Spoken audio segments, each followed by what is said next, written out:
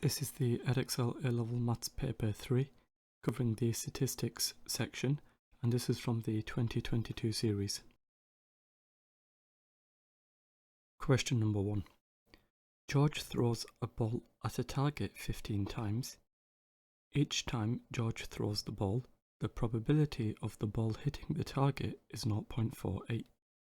The random variable x represents the number of times George hits the target in 15 throws. For part A, for the first part, we have to find the probability that x is equal to 3. To begin with, for part A, we have x, which is binomially distributed with parameters 15 and 0.48. And so for the first part, if we find the probability that x is equal to 3, this is equal to, well, what we can do is use our calculator. If we go to the distribution sub-menu and then select binomial PD, then number 2 for variable, x is 3, n is 15, p is 0.48. What we end up with is 0.0197 to 3 significant figures.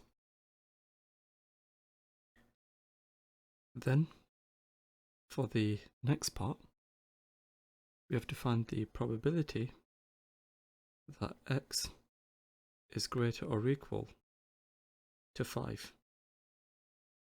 What this is the same as is 1 subtract the probability that x is less than or equal to 4. And if we work out the probability that x is less than or equal to 4, well, if we go to the distribution sub-menu, this time selecting binomial CD, number 2 for variable, x this time is 4, n is still 50, and p is still 0.48. What we have is 1 subtract 0.079, etc.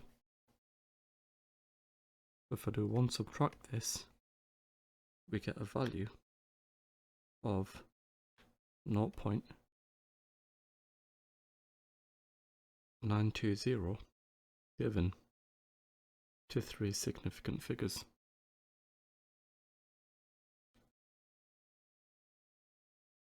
George now throws the ball at the target 250 times.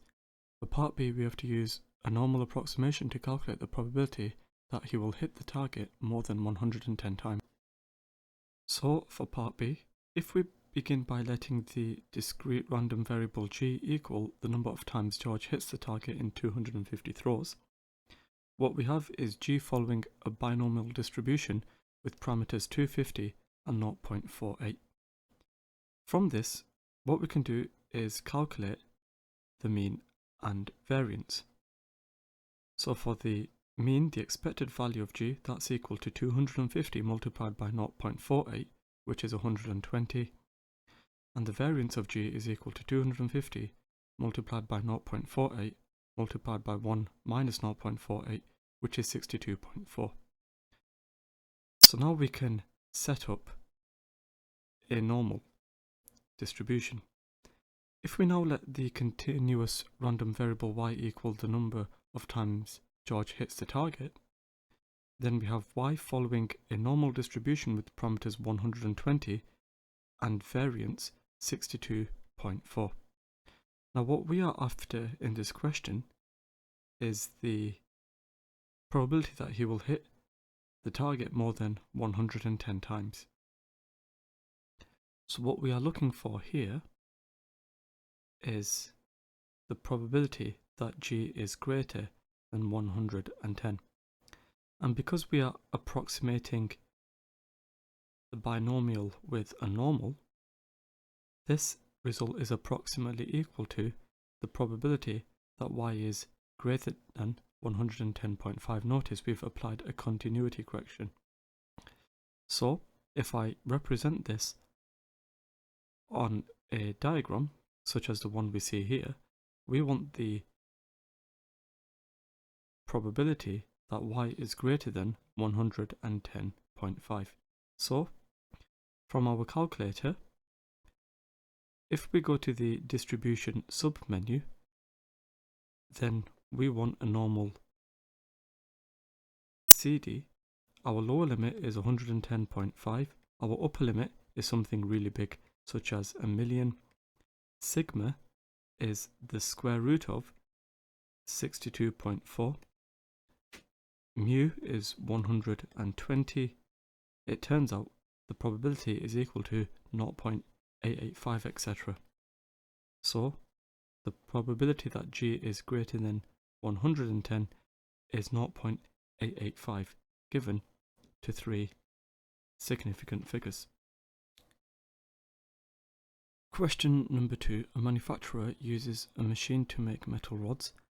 The length of a metal rod, L centimeters, is normally distributed with a mean of 8 centimeters and a standard deviation of X centimeters.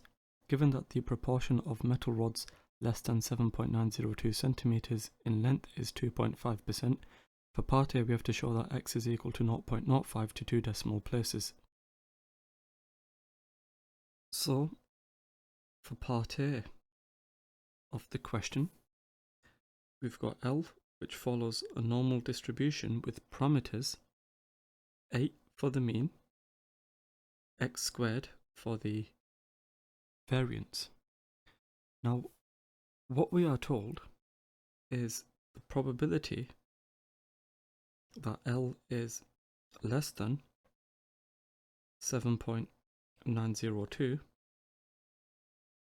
is equal to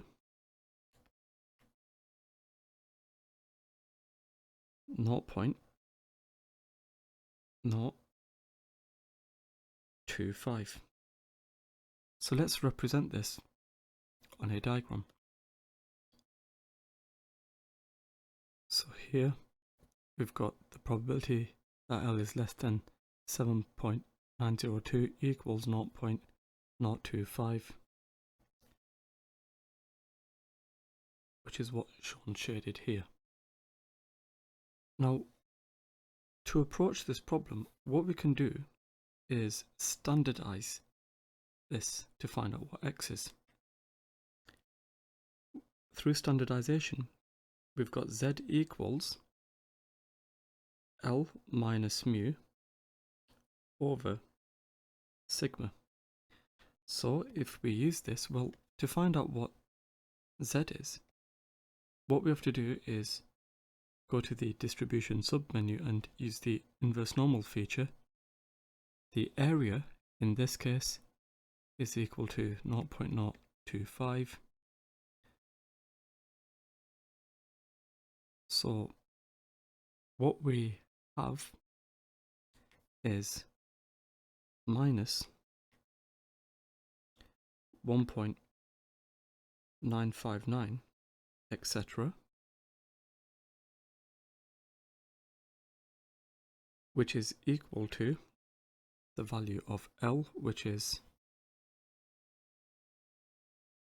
7.902, subtract the mean of 8, and then we divide this by sigma, which is X. And from this, we can find out what X is. So if we attempt to find out what X is, well, we've got 7.902, subtract 8 over this minus 9.959, etc. So we have X equals 0.050000 917 0.66, which means x is equal to 0.05 given to 2 decimal places. And that's exactly what we wanted to show. For part B, we have to calculate the proportion of metal rods that are between 7.94 centimeters and 8.09 centimeters in length. Now here is a diagram representing what we need to calculate. We need to calculate the probability that L is in between 7.94 and 8.09. So if we calculate what this is, well, if we go to the distribution section and then normal CD, the lower limit is 7.94, the upper limit is 8.09, sigma is 0.05, mu is 8. So it turns out this probability is equal to 0.849, and that's to 3 significant figures. So we have 0.849 to 3 significant figures. The cost of producing a single metal rod is 20p. A metal rod where L is less than 7.94 is sold for scrap for 5p, where 7.94 is less than or equal to L, which is less than or equal to 8.09, is sold for 50p, where L is greater than 8.09 is shortened for an extra cost of 10 pence and then sold for 50p. We have to calculate the expected profit per 500 for the metal rods. Give your answer to the nearest pound.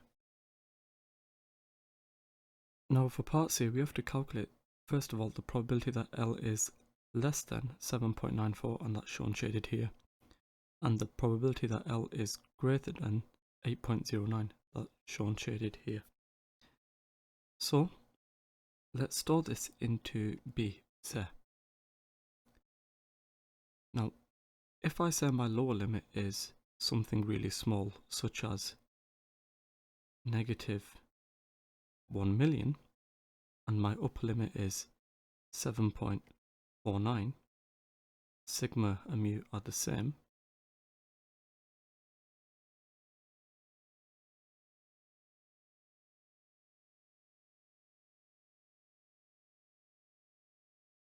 then what we end up here is a value of 0.115 to 3 significant figures. So this corresponds to this shaded area. And where we have L being greater than 8.09, well, let's just store this into A.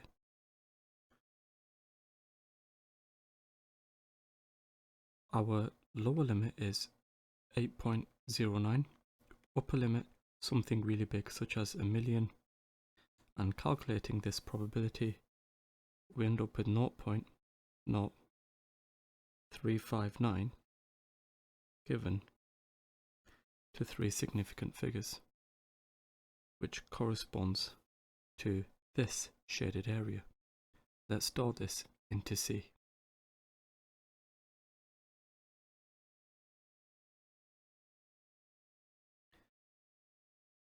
Now, if we go back to the question, we know that the cost of producing a single metal rod is 20p, and we are selling 500 of them. So the expected cost is equal to 500 multiplied by 20 pence So that's equal to £100.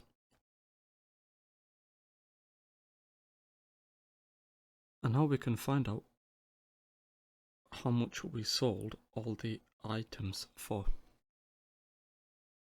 So we have 500 items of the different lengths, and then what we need to do is multiply each of these probabilities by the associated costs. So where we have L being less than 7.94, we know that that cost is 5p. So we have 0.115 multiplied by 5 pence, and then where we have something in between 7.94 and 8.09, we are told we sell this for 50p. So we multiply the 0.849 by 50p, and then where we have something greater than 8.09, well, we shorten it for an extra cost of 10 pence and then sell it for 50p. So the profit in this particular case will be 40p.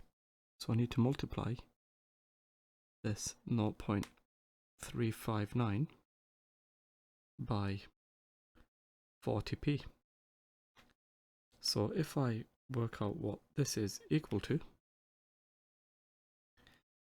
well, I've got this value A multiplied by 5p, and then I've got 50p multiplied by B, and then I've got 40p multiplied by C, and then all of this is multiplied by 500. If I do 500 multiplied by this, I get 222.31.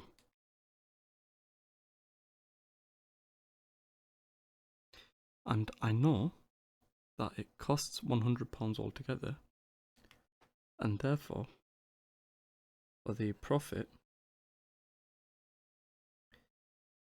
we've got 222.31, subtract the £100, so it turns out the total profit is £122.31.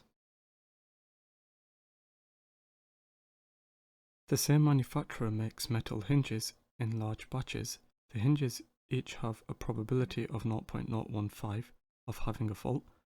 A random sample of 200 hinges is taken from each batch, and the batch is accepted if fewer than 6 hinges are faulty.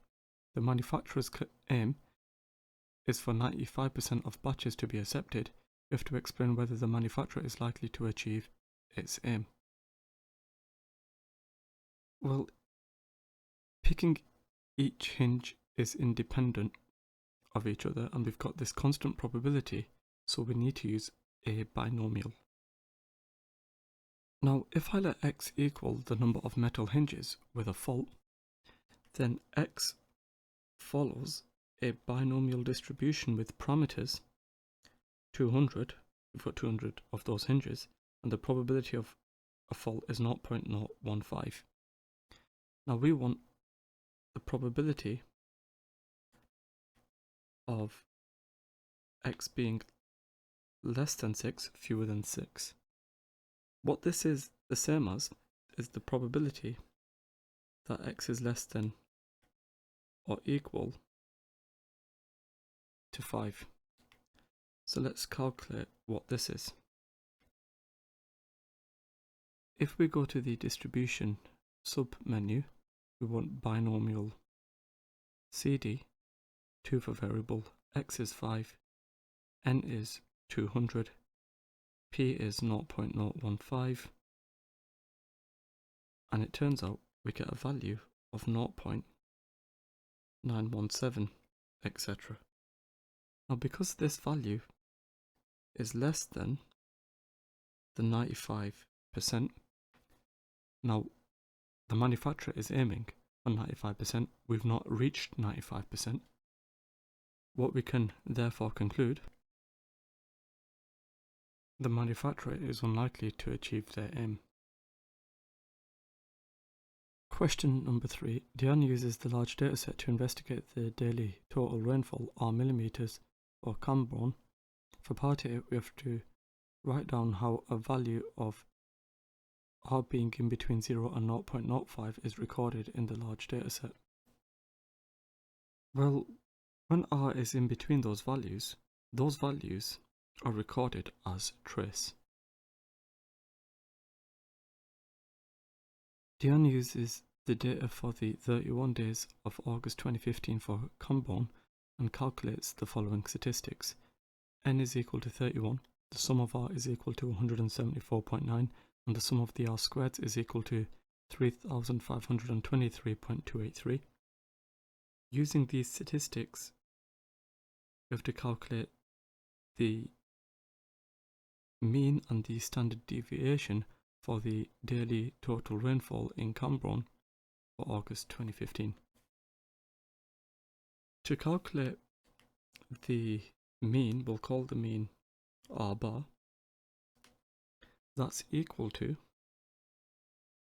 the sum of the R's divided by N. So we've got 174.9 divided by 31. So if we work this out,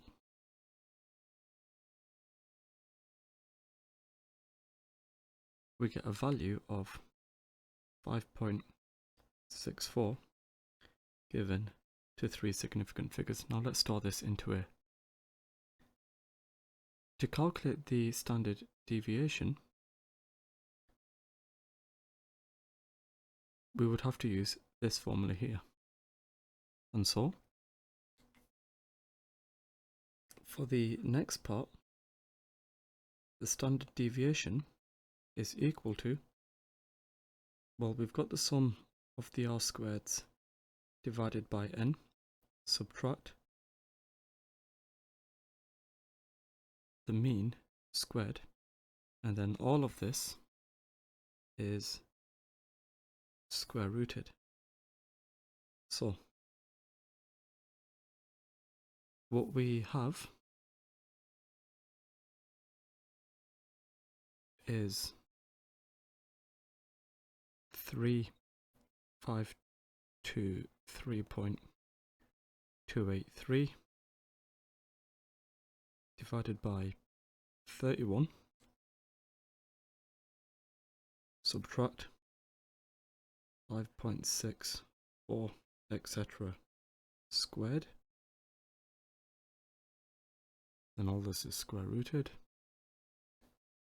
So we've got the square root of 3523.283 over 31, subtract that value squared, and it turns out we get 9.04, etc. So we get 9.05 given to 3 significant figures.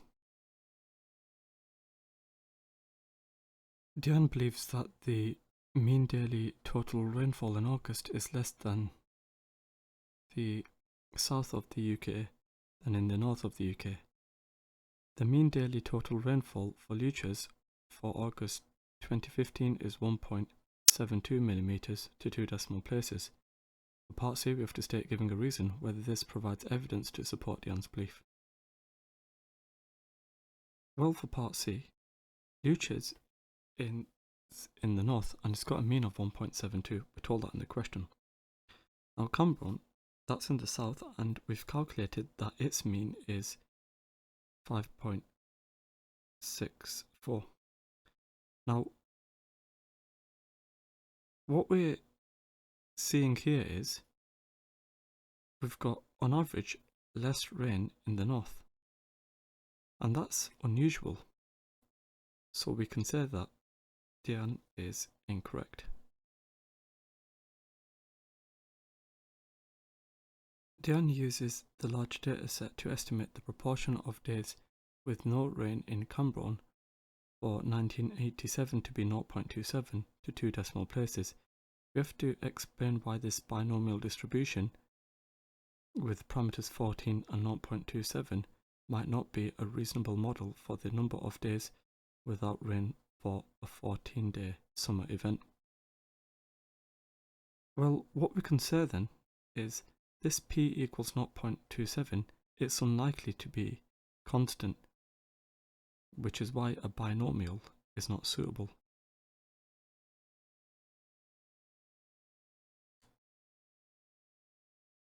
Question 4.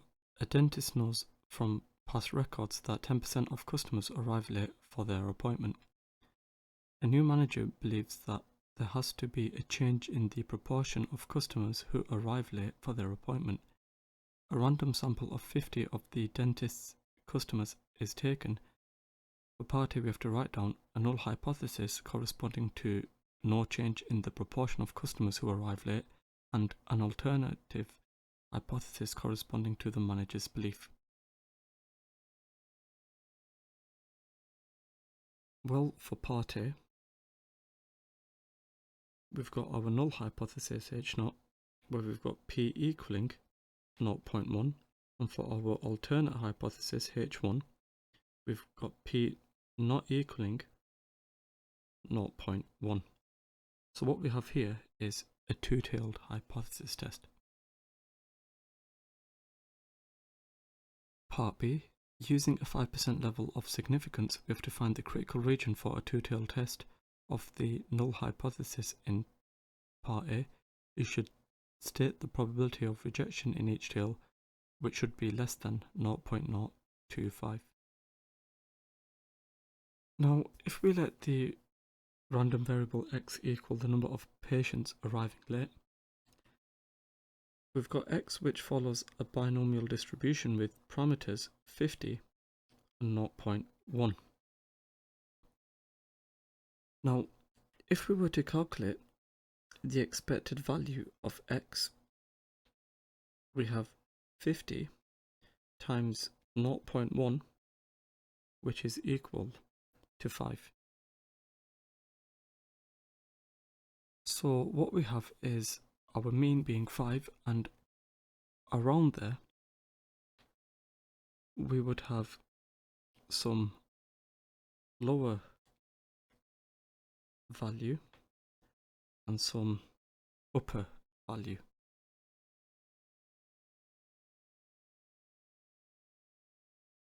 As we see here. And we need to calculate this lower value and this upper value. And what we have is 2.5% either end. Now, what we know is the probability of x being less than or equal to xl is equal to 0.025. Now, this value with 50 is not available in the formula book. So what we have to do instead is use our calculator to create a list. So if I go to the distribution submenu, then binomial CD, we want a list. Now if I type in different values for x, well, we've got 0, 1, 2, 3, 4, 5, 6, 7, 8, 9, 10, 11, 12. Now the upper end of it may be around 45 and 46, 47, 48, 49 and 50. We've got n being 50, and P being 0.1. So what we are looking for is the relevant value for EdExcel, where we have 0.025. Now if I take a look over here, this is less than 2.5%, but this is greater than 2.5%. So clearly we can see the value of EdExcel is equal to 0. Now for the upper tail, we want the probability of x being greater or equal to x upper to equal 2.5%. And if we adapt this, well, what we have here is 1 subtract the probability that x is less than or equal to x upper minus 1 equaling 2.5%, which means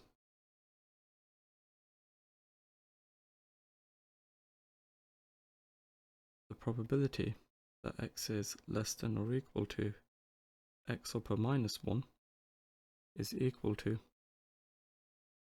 97.5%. So if we find out where that value is,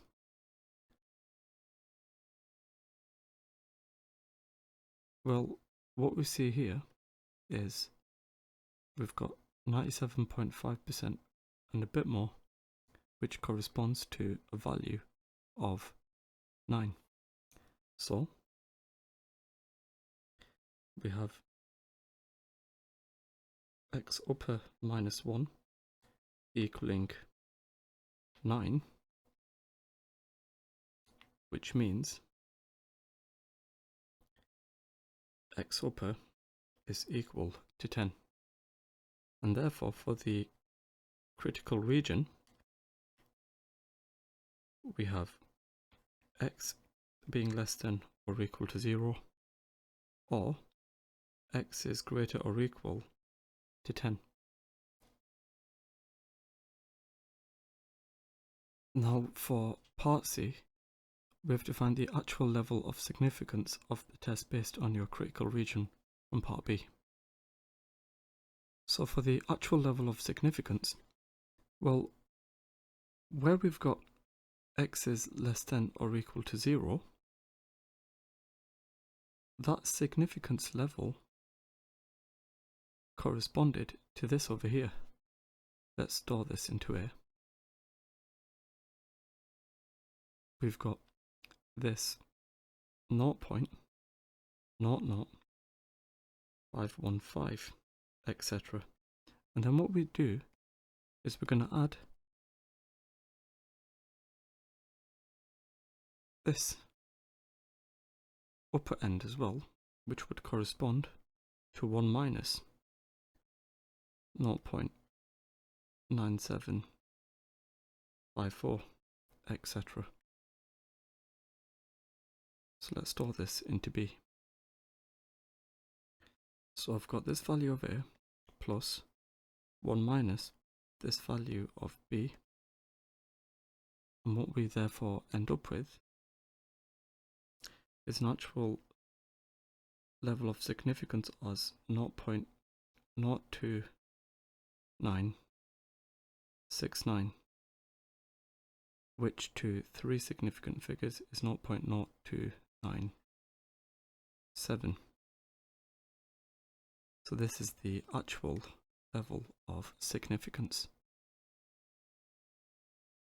The manager observes that 15 of the customers arrived late for their appointment. With reference to part B, we have to comment on the manager's belief. Well, because 15 is within the critical region, there's evidence to support the manager's belief. Question number 5. A company has 1,825 employees. The employees are classified as professional, skilled or elementary. The following table shows the number of employees in each classification. The two areas, A or B, where the companies live. Now, an employee is chosen at random and we have to find the probability that this employee is the following. Now, before we do anything else, what we can do is calculate the total for professional. 740 plus 380 is 1,120. For skilled, 275 plus 90, that's 365. For elementary, we've got 260 plus 80, which is 340. Now, the total who live in A, 740 plus 275 plus 260 is 1,275. The total who live in B, 380 plus 90 plus 80, that's equal to 550. So what we are looking for part A is the probability that the employee is skilled. Well, how many skilled do we have? Well, we've got 365 of those who are skilled. So the probability of a skilled person, we've got 365 divided by 1825. So if I calculate what this is as a decimal, we get 0.2.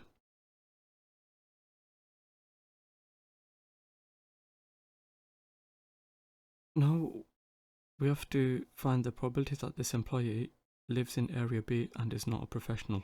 So B and not a professional, well, we've got this 90 plus this 80. So we add together the 90 and the 80, so those who are B and not professional, and then we would divide this by 1825. So 90 plus 80 and then dividing this by 1825, what we end up with is 0.0932, and this is given to three significant figures. So we've taken a look at skilled, and then we've taken a look at B and not a professional.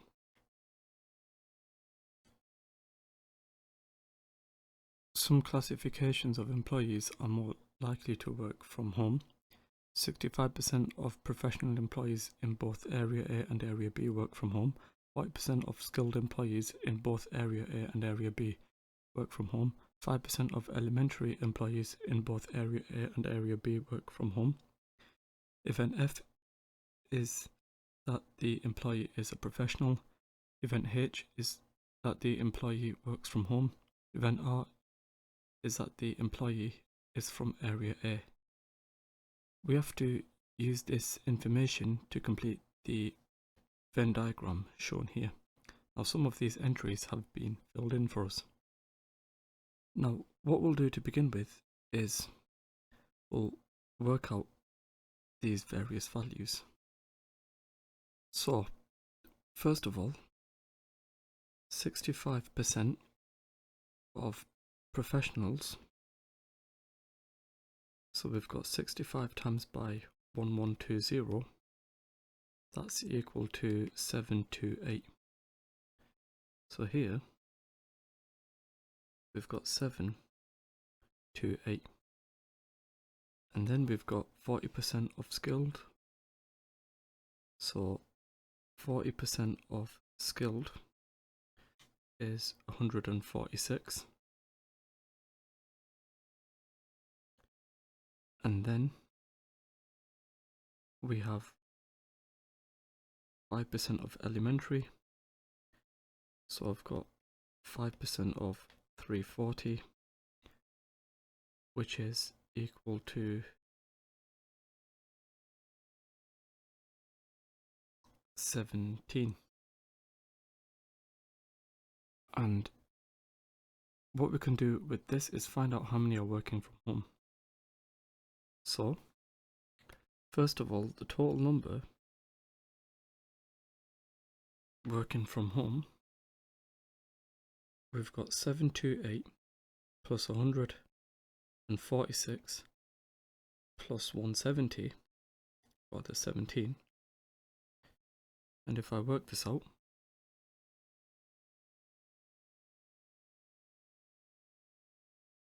we get 891. So all of the event for H is equal to 891. Now R represents everyone from A, and that's equal to 1275. So this over here is 1275. And then F is everyone that's a professional, so that's 1120. So the 1120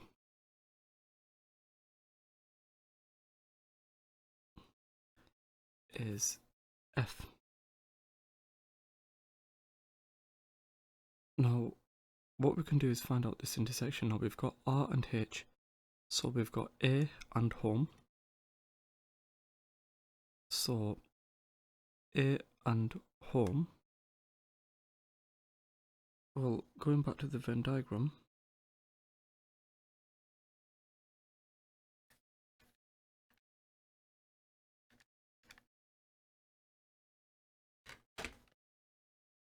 well, that will be 65% of 740. So if we work out 65% of the 740, now this 740 is professional and A, and we've got 65% of the professionals in A working from home. If I work out what this is, I get 481. So this over here is 481. And now what we can do is find out what this value for H only is. So H only, so that's working from home only. Well, we've got 891 in total, and then I need to subtract from this the 123,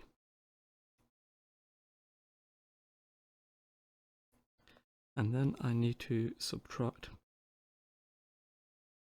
247,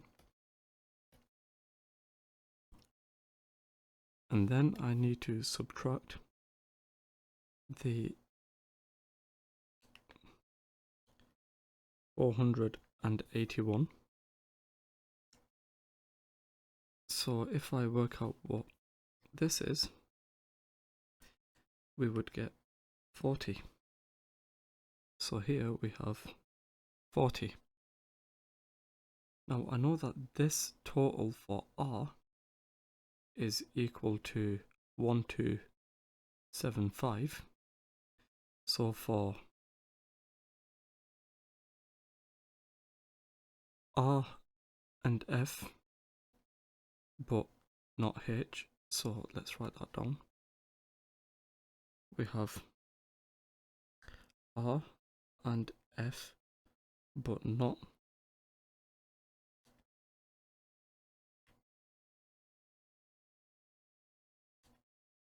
H. Well, we've got the 1275,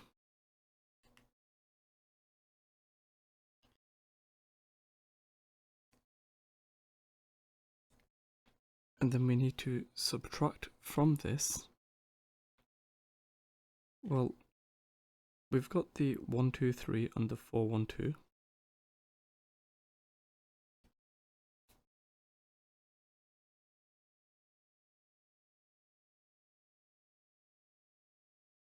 And then we need to subtract the 4, 8, 1. And if I work out what this is, I get 259. So here we would have 259. Now, the one that goes on the complete outside,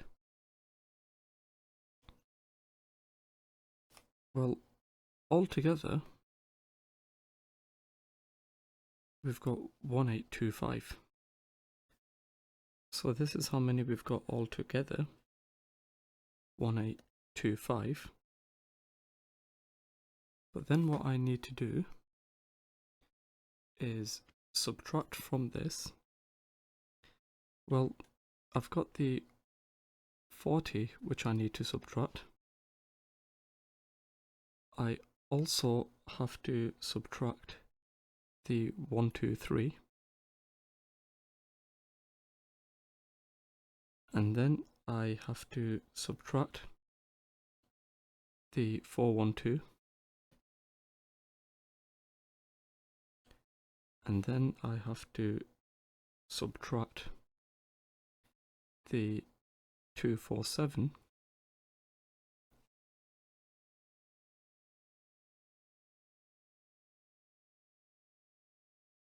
And then I have to subtract the 4, 8, 1.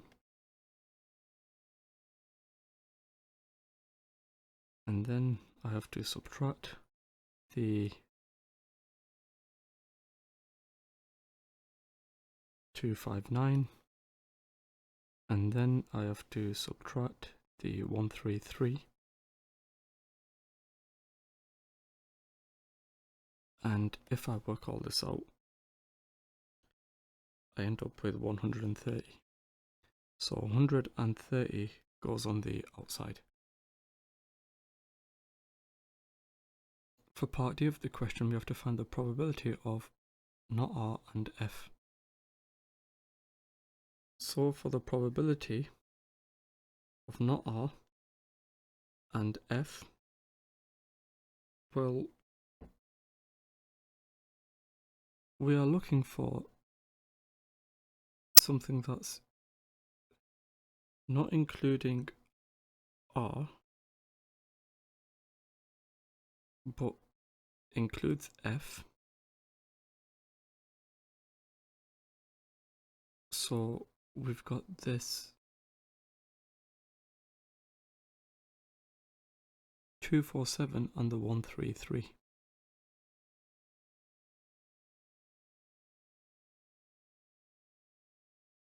Out of a total of 1825. So if I work out what this probability is,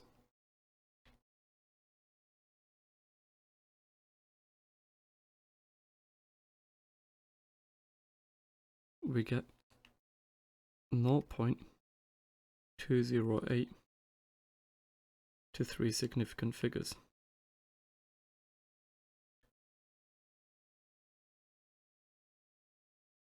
For part E, we have to find the probability of not H or R.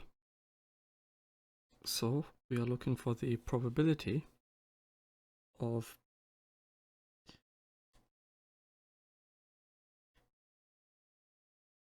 not H or R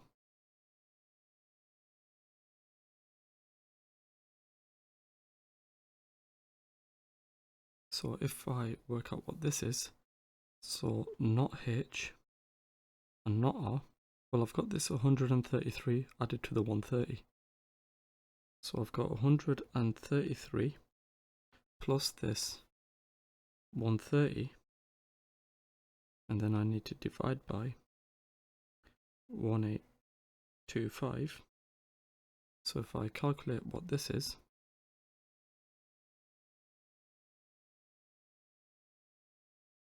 and then divide this by 1825, I get a value of 0.144 given to 3 significant figures. For part f, we have to find the probability of f given h. So, for part f, we are looking for the probability of f given h. So if I work out what this is, so f given h, well, I've got the 247 and the 481 which need to be added together. So I've got 247 plus the 481, and how many do I have in h? Well, I calculated that to be 891. So 247 plus 481 divided by 891, we get 0.817 given to 3 significant figures.